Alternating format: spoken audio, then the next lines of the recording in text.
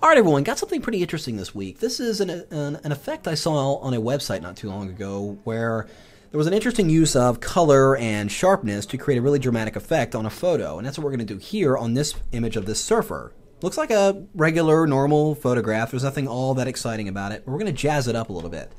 What I'm going to do is go into the Layers panel, and right in here, we're just going to drag this down to the new layer icon and create a duplicate of that background layer. Then I'm going to change the blend mode of this layer to Vivid Light. Let's go into the blend mode menu, choose Vivid Light, and you can see right away it's giving me a really interesting effect here. It's increased the contrast as well as increased the saturation of the image, giving it a much more interesting look. But we're going to take it a bit further by jumping over here into the Channels palette. And I'm going to toggle through each one of the channels. I'm looking for the one that has the most contrast to the foreground area, which would be all this water splashing, to the background, which would be the water and the sky back here. So if I toggle through here, you can see that it looks like it's going to be the red channel. It has the darkest area up here. So let's create a duplicate of that channel by dragging it to the new channel icon. And now it makes it a red copy. Now I'm going to bring up my levels by pressing Command or Control L. And inside the levels dialog, I'm going to choose the black eyedropper tool here. And we're just going to go right up in here where the sky and is right next to the water effect. I'm just going to click once in there, and it gives a much more darker, or it forces that area to black. And I'm just going to use the slider to force the rest of the area to black. And we'll use the white slider just to increase or intensify the white areas quite a bit. We'll push those areas in quite a bit, and then we'll click OK. Well, now, instead of loading this alpha channel as a selection, which would only generate a selection of all the white areas and partial selections of all the gray areas, I want to copy and paste this entire alpha channel into my layers. So I'm going to press Command or Control A, which will select the entire document, and then press Command or Control C to copy it to the clipboard. Let's go back to the composite channels, back to our layers, and we create a new blank layer, and just press Command or Control V to paste that alpha channel onto this layer. So now it's no longer an alpha channel, it's a regular black and white layer. And like we did before, I'm going to change the blend mode. And here you could experiment with different blend modes. We could see what Vivid Light might look like. It's a little too harsh. I think we might have to go with Overlay. There, I think that looks pretty good. But now what I want to do is mask part of this in to this image. I don't want it to look just like this. So I'm going to go ahead and put a layer mask on here that reveals all.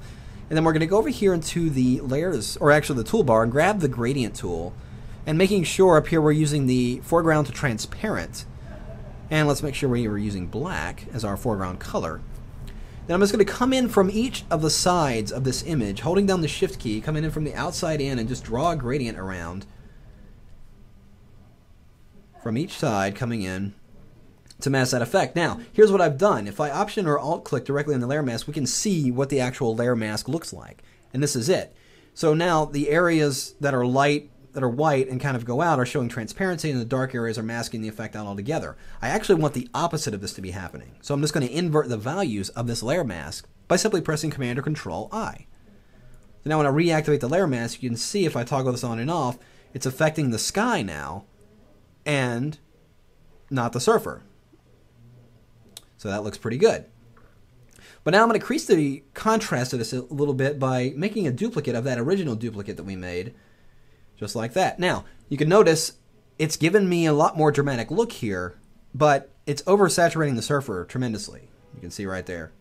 And I actually don't want that. So what I'm going to do is go ahead and create another layer mask on this layer, again using that gradient tool, but this time we're going to use the second gradient, which is the radial gradient. And again, using from black to foreground to transparent, I'm just going to draw a gradient out from the center of the surfer out. And I can just add others around here. And that will reduce the saturation that's concentrated on the surfer, but leaving all the saturated colors around the surfer in place. So now, over here down in this bottom left corner, I've got a little too much white. It's just blowing out all my highlights and everything really bad. So what I'm going to do is I'm going to highlight this original duplicate layer that we created, and using that same gradient tool, using a linear gradient this time, I'm just going to draw some more gradient in right from the bottom there. And you can see it really makes or brings out some of the darker detail of that water a little bit, kind of balancing out the composition here. So I think that looks pretty good. So now I'm going to do one last thing. Now, I want to sharpen this, and I obviously can't go in and sharpen each layer. I mean, I could. It may not give me the result I'm looking for. So, theoretically, I mean, and at this point, some people will probably flatten their image and then do these effects. I'm going to do that, but in a different way. I don't want to flatten this image because I may want to come back and alter some of these layers after I'm done. So what I'm going to do is, if you hold down the Option or Alt key and then go into the flyout menu here and choose Merge Visible. Now make sure you have your topmost layer highlighted when you do this. So I'm holding down the Option or Alt key, go into the flyout menu and choose Merge Visible. What it will do is flatten your image and then pop it up onto its own layer.